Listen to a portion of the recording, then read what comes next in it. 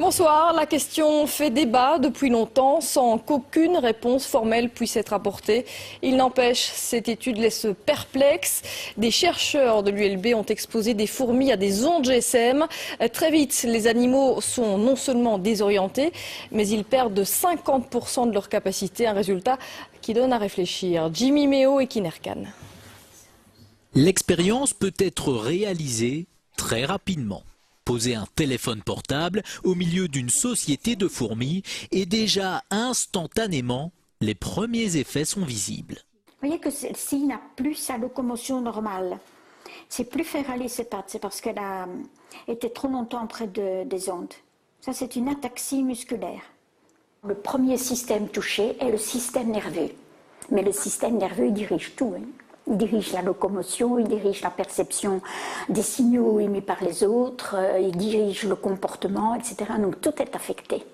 Les capacités d'apprentissage des fourmis exposées aux générateurs d'ondes sont affectées de 50% par rapport à la normale. Et même avec une période de récupération, elles ne retrouvent que 60% de leur capacité de mémorisation.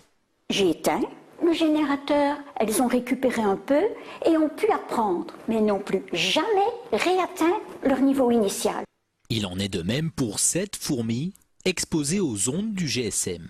Si on arrête tôt l'expérience, elle va récupérer. Si on continue, elle va mourir. Les dangers pour l'homme sont aussi à prendre au sérieux. Par exemple, l'oreille à laquelle on colle notre téléphone est très sensible. Imaginez les structures que nous avons dans l'oreille. Nous avons des cellules ciliées dans l'oreille. Déjà dans l'oreille moyenne, la trompe d'Eustache, mais après, pour l'équilibre, pour le son, ce sont des cellules terriblement fragiles. Les conseils, éloignez votre appareil, pas d'utilisation pendant trop longtemps. Et contre les insectes nuisibles, un petit générateur d'ondes pourrait ainsi faire office d'insecticide.